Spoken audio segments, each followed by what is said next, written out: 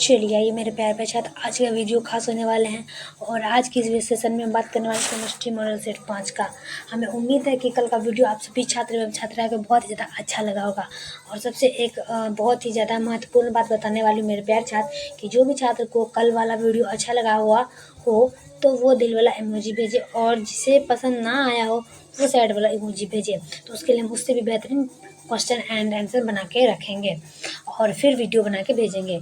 तो मेरे प्यारे छात्र, ये प्रश्न आप सभी बच्चों के लिए बहुत ज़्यादा खास होने वाले हैं और इस प्रश्न में हम बात करने वाले हैं टोटल जो प्रश्न होता है वो टोटल प्रश्न आप लोग को सामने में आ जाएगा। और इस प्रश्न के माध्यम से हम केमिस्ट्री मॉडल सेट 5 को बता रहे हैं, जो कि इस प्रश्न में जो प्रश्न एग्जाम में पूछा जाएगा वो सब प्रश्न हम चुनिंदे प्रश्न लिए हुए हैं। तो चलिए मेरे प्यारे छात्र, विलम्ब नहीं करते हैं और अपने इस प्रश्न एंड आंसर को स्टार्ट करते हैं। तो चलिए मेरे प्यारे छात्र, इस वीडियो को स्टार्ट करते हैं। चलिए, प्रश्न नंबर 1 में कह रहा है कि एक आयनिक यौगिक की एकक कोशिका में घन के कोनों पर ए के आयन और घन के फलकों के केंद्र पर बी के आयन है। इस यौगिक का मूलानुपाती सूत्र क्या होगा? चलिए यहाँ पर सूत्र की बात किया जा रहा है। प्रश्न कहता है कि एक आयनिक यौगिक की एकक कोशिका में घन के कोनों पर एक के आयन और घन के फलकों के केंद्रों पर बी के आयन है और इस यौगिक का मूल सूत्रानुपाती क्या होता है? क्या कर रहे, मूलानुपाती सूत्र क्या होता है? तो एक का आपका आंसर जो आ जाएगा ना, वो आ जाएगा आपका AB3। क्या होगा? AB3। ऑप्शन नंबर सी लगाएंगे AB3। चलिए अगला का बात करते हैं। तो अगला आपका आता है दूसरा में, और दूसरा का प्रश्न जो है वो आप लोग के सामने आ चुका है। तो जब क्रिस्टल में रिनाइन रिक्तियों वैलेंसी द्वारा इलेक्ट्रॉन फंसा दिए जाते हैं त्रुटि कहलाती है। कह रहा है कि जब क्रिस्टल में रिनाइन यानी रिक्तियों वैलेंसी द्वारा इलेक्ट्रॉन फंसा दिया जाता है तो त्रुटि कहलाती है। तो चलिए हम देख लेते हैं इसे हम क्या कहते हैं। तो इसका आंसर जो आप लोग के सामने आ जाएगा एफ केंद्र। क्या आ जाएगा? एफ केंद्र।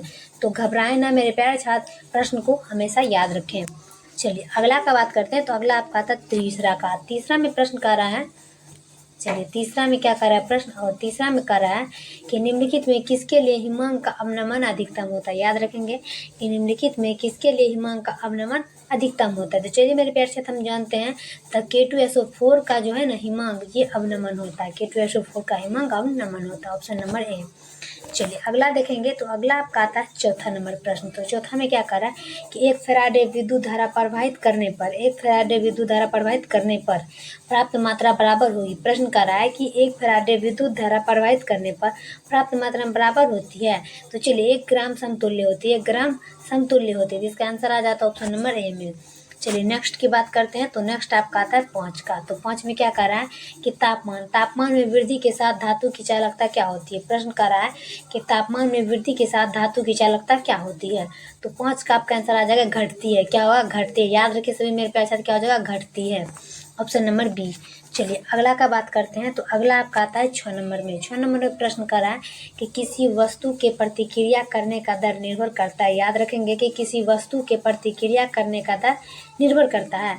तो 6 का आपका आंसर जो है ना, वो आपका आंसर हो जाएगा सक्रिय भार पर। मतलब किसी भी वस्तु का जो प्रतिक्रिया है वह सक्रिय भार पर निर्भर करता है। इसका आंसर आ जाएगा ऑप्शन नंबर डी। चलिए अगला देखेंगे हम 7 का। स्मेटिंग। क्या होगा? स्मेटिंग में धातु के ऑक्साइड के अपचयन होता है। यह एक धातु है, स्मेटिंग एक धातु है और इसका ऑक्साइड जो वो अपचयन संयुक्त में आता है। तो चलिए हम देखते हैं सी मतलब कैल्शियम। क्या होगा? कैल्शियम। मतलब सी हो जाएगा तो कैल्शियम। ऑप्शन नंबर बी लगाएंगे। चलिए अगला देख लेंगे हम 8 का कि अयस्क में उपस्थिति अशुद्धि को क्या कहते हैं। अब देखिए यहाँ पर बात कर रहा है अयस्क उपस्थिति में अशुद्धि को क्या कहते हैं? तो अयस्क का जो उपस्थिति उसको अशुद्धि के कारण में क्या कहा जाता है? उसे हम कहते हैं गेंद। क्या कहते हैं? गेंद। तो इसका आंसर आ जाएगा ऑप्शन नंबर बी, तो गेंद। चलिए अगला हम देखते हैं 9 का कि आधुनिक आवर्त सारणी किसने बनाया है। चलिए हम देख लेते हैं कि आधुनिक आवर्त सारणी जो वह किसने बनाया है। तो वह बनाया मोसले ने। याद रखें, मोसले ने जो है ना आधुनिक आवर्त सारणी बनाया और इसका आंसर आ जाएगा आप लोग को सामने डी में मोसले। अगर प्रश्न पूछा जाएगा कि मोसले ने कौन सी आवर्त सारणी बनाई है तो आप लोग को याद रखना है आधुनिक सारणी। चलिए अगला देख लेंगे हम 10 का कि H2O2 में ऑक्सीजन की ऑक्सीकरण संख्या कितनी होती है। क्या कह रहा है कि H2O2 में ऑक्सीजन की ऑक्सीकरण संख्या कितनी होती है? तो ये होता है -1 में। क्या होता है? -1 में। ऑप्शन नंबर डी लगाएंगे। प्रश्न का था H2O2 में ऑक्सीजन की ऑक्सीकरण संख्या कितनी होती है? -1 में। Option number A. चलिए अगला देख लेते हैं। तो अगला आपका आता है 11 नंबर का। चलिए Zn2+ निम्न में से किसके साथ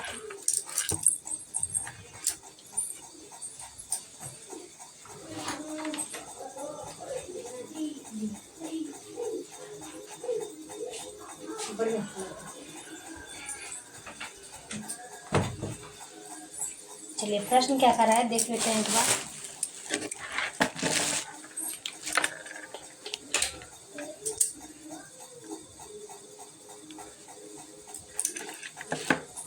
चलिए प्रश्न कर रहा है कि Zn2+ निम्न में से किसके साथ इलेक्ट्रॉन है।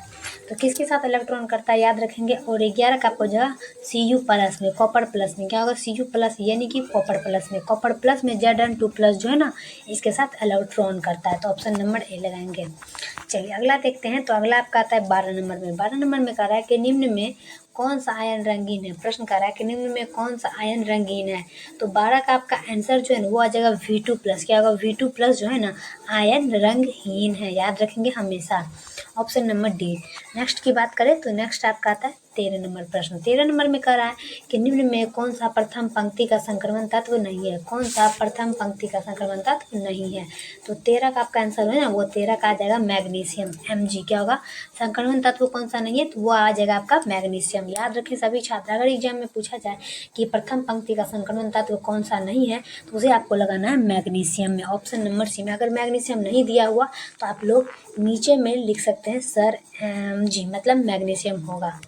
चलिए अगला देख लेते हैं हम 14 का। 14 में कह रहा है कि उप सहसंयोजक युग्म K3 × FeCN6 का IUPAC नाम क्या होता है। चलिए हम देख लेते हैं कि IUPAC नाम इसका क्या होता है। तो 14 का आप लोग को देखना है। कह रहा है कि उप सहसंयोजक युग्म K3 FeCN6 का IUPAC नाम क्या होता है। तो 14 का आपका आंसर हो जाएगा पोटासियम हेक्सासाइनोफेरेट। क्या होगा potassium hexacyanoferrate, option number B. चलिए अगला देख लेते हैं हम 15 का। 15 में कह रहा है कि निकेल का NiCO4 में ऑक्सीकरण अवस्था होती है। क्या कह रहा है कि निकेल का NiCO4 में ऑक्सीकरण अवस्था होती है। तो 15 का आप लोग को क्या करना है 15 का आंसर लगाना ओ, ऑप्शन नंबर बी लगाएंगे हम ओ में, ऑप्शन नंबर बी 0 एंड। चलिए अगला देख लेंगे हम 16 का कि इथेन में कार्बन का संक्रमण क्या होता है। याद रखेंगे ये क्या है धातु है, इथेन क्या है धातु है। तो इथेन कार्बन जो वो कार्बन के संक्रमण धातु करती है। तो चलिए हम देख लेते हैं। तो वो होता है sp3। कह रहा है कि इथेन में कार्बन का संकरण क्या होता है तो sp3 होता है, ऑप्शन नंबर ए लगाएंगे sp3। चलिए अगला देख लेंगे। अगला आपका आता है 17 में। 17 में प्रश्न कर रहा है कि इमाइन क्या होगा इथाइन में पाइप ब्रांड की संख्या क्या होता है। इथाइन में पाइप ब्रांड की संख्या कितनी होती है। तो इथाइन में पाइप ब्रांड की संख्या 2 होती है। हमेशा याद रखेंगे कि इथाइन पाइप ब्रांड की संख्या कितनी होती है 2। तो ऑप्शन नंबर बी लगाना है।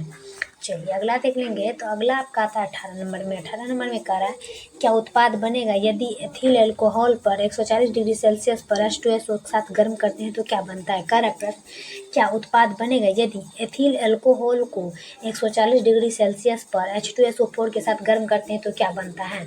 तो चलिए हम देख लेते हैं हाई एथिल ईथर, मतलब हाई एथिल ईथर बनता है एथिल अल्कोहल और 140 डिग्री सेल्सियस पर H2SO4 के साथ गर्म करते हैं तो वो बनता है high ethyl ether, option number B लगाएंगे। चलिए अगला देख लेते हैं इसका कि साधारण ईथर कौन सा होता है। याद रखेंगे कि साधारण ईथर कौन सा होता है। तो साधारण ईथर आपका हो जाएगा CH3O CH3 ये साधारण ईथर है, इसे हमेशा याद रखें, ऑप्शन नंबर बी। चलिए अगला देखेंगे हम 20 का कि इसमें से कौन NaNO2 का प्लस HCl के साथ अभिक्रिया करके अल्कोहल देता है। कह रहा है कि इसमें कौन NaNO2 प्लस HCl के साथ अभिक्रिया करके अल्कोहल देता है। तो ये हो जाएगा आपका CH3NH2, मतलब CH3NH2 जो है ना अल्कोहल के साथ अभिक्रिया करके NaNO2 प्लस HCl के साथ अभिक्रिया करके अल्कोहल देता है। तो इसका जो सूत्र होता है वो बनता है CH3NH2, ऑप्शन नंबर सी। चलिए अगला देखेंगे कि इसका कि निम्न में से सबसे ज़्यादा क्षारीय यौगिक क्या है। निम्न में से सबसे ज़्यादा क्षारीय यौगिक कौन सा है। तो चलिए हम देख लेते हैं वो होता है बेंजील एमीन। क्या होगा बेंजील एमीन। प्रश्न कहता है कि निम्न में से सबसे ज़्यादा क्षारीय यौगिक कौन सा होता है बेंजील एमीन। तो इसका आंसर आ जाएगा ऑप्शन नंबर ए। चलिए अगला देखेंगे हम 22 का कि निम्न में से कौन सा डाइसेकोराइड है। निम्न में से कौन सा डाइसेकोराइड है 22 का देखेंगे। और 22 का आपका आंसर आ जाएगा लैक्टोज। क्या होगा? लैक्टोज। प्रश्न कहता है कि निम्न में से कौन सा डाइसेकेराइड होता है, वो होता है आपका लैक्टोज। तो ऑप्शन नंबर ए लगाएंगे हम लैक्टोज।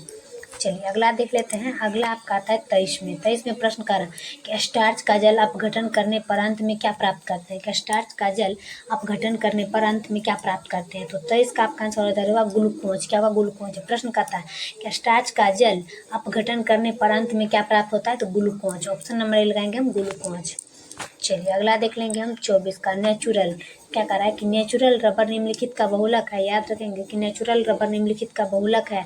24 का देखेंगे तो 24 का हो जाएगा आइसोप्रीन। क्या होगा? आइसोप्रीन। नेचुरल जो है वो निम्नलिखित का बहुलक होता है 24 का, तो आपका आंसर आ जाएगा आइसोप्रीन। Option number B.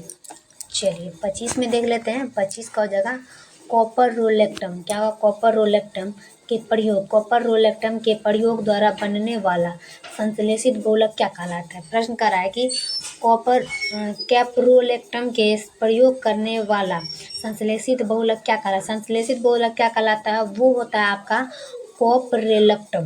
मतलब कॉपरेलक्टम जो प्रयोग होता है उनके साथ संश्लेषित करके बहुलक क्या बनता है, तो वो होता है नाइलॉन -6। क्या होता है? नाइलॉन -6। ये भी पूछ सकता है, नाइलॉन -6 होता है। तो ऑप्शन नंबर सी लगाना है। चलिए अगला देख लेंगे हम 26 का। 26 में क्या कह रहा है कि निम्न में से किस प्रकार की औषधियाँ बुखार में काम करती है। मतलब निम्न प्रकार का जो होता है कि मतलब किसी भी बुखार में कौन सा दवाई काम करता है। तो चलिए हम देख लेते हैं। वो आता है ज्वारनाशक। मतलब औषधि जो है ना वो ज्वारनाशक में आता है। ज्वारनाशक जो है ना बुखार में काम करता है। अब हमको आपको पता नहीं है, जो औषधि वाला काम करता है उसको पता है। ज्वारनाशक जो है वो बुखार में काम करता है। तो इसका आंसर आ जाएगा आपका ऑप्शन नंबर बी। ये हमेशा याद रखिए, ये भी पूछेगा ज्वारनाशक। चलिए 27 में देखेंगे। 27 में कह रहा है ठोस क्षारीय। प्रश्न कर रहा है कि ठोस क्षारीय धातु हैलाइडों का रंग किसके कारण होता है। कह रहा है कि ठोस क्षारीय धातु हैलाइडों का रंग किसके कारण होता है। तो 27 का देखेंगे एफ केंद्रों के कारण। प्रश्न कर रहा है कि ठोस क्षारीय धातु हैलाइडों का रंग किसके कारण होता है, तो एफ केंद्रों के कारण। ऑप्शन नंबर ए लगाएंगे हम एफ केंद्रों के कारण। नेक्स्ट की बात करें तो नेक्स्ट आपका आता है 28 का। तो 28 में प्रश्न क्या कर रहा है कि साइनाइड प्रक्रम का प्रयोग किससे निष्कर्षण प्रयुक्त किया जाता है। साइनाइड प्रक्रम का प्रयोग किसके निष्कर्षण में प्रयुक्त किया, मतलब साइनाइड जो प्रक्रम हो किसके निष्कर्षण में, किसके उपस्थिति में प्रयुक्त किया जाता है। तो 28 का हो जाए सिल्वर। सिल्वर के मतलब प्रक्रम में जो है ना नाइलॉन साइनाइड निष्कर्षण प्रयुक्त होता है। तो इसका आंसर आ जाएगा ऑप्शन नंबर बी। चलिए 29 का हीलियम का मुख्य स्रोत क्या कहलाता है। याद रखेंगे हीलियम का मुख्य स्रोत क्या कहलाता है। हीलियम का मुख्य स्रोत कहलाता है सूर्य।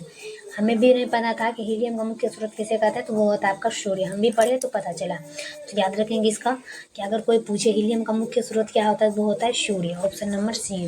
चलिए लास्ट और आखिरी देखते हैं हम 30 का कि निम्नलिखित में से कीटनाशक कौन सा पदार्थ है। देख लेते हैं कि निम्नलिखित में से कीटनाशक, तो BHC। और देख लीजिए इसमें जो है ना कीटनाशक के पदार्थ का बात किया जाता है, तो वो आपका हो जाएगा BHC। क्या होगा? BHC। तो मेरे प्यार साथ ये वीडियो आप लोग को कैसा लगता है, ये वीडियो के बारे में आप लोग जरूर कमेंट करिए मेरे प्यार साथ। और जितना हो सके उतना इस वीडियो को शेयर जरूर करिएगा। और सबसे अहम बात बताना चाहता हूँ मेरे प्यार साथ कि ये वीडियो आप सभी छात्रों के लिए बहुत ज़्यादा मेहनत से बनाना पड़ता है, ताकि आप लोग एग्जाम में बैठे और अच्छा तरीका से एग्जाम का मजा लें, और ताकि बिहार बोर्ड का नाम रोशन करें। और मेरे यूट्यूब चैनल का नाम है आरती शर्मा AS क्लासेस +2। अगर आप लोग को PDF चाहिए तो आप लोग मेरे नीचे दिए गए लिंक पर आप लोग सर्च कर सकते हैं, और उस पर मेरा नंबर दिया गया है, और उस नंबर पर आप लोग कॉल करके हमसे PDF ले सकते हैं। और अभी PDF का रेंज आ जाएगा आपका 299 रुपये में। टोटल सब्जेक्ट सिर्फ और सिर्फ ऑब्जेक्टिव एंड सब्जेक्टिव आ जाएगा मेरे प्यारे छात्र। तो आप लोग देर किस बात की कर रहे हैं, अभी फ़ोन उठाएं और हमें कॉल ज़रूर करें। और तब तक के लिए हम नेक्स्ट वीडियो में मिलते हैं। जय हिंद, जय भारत।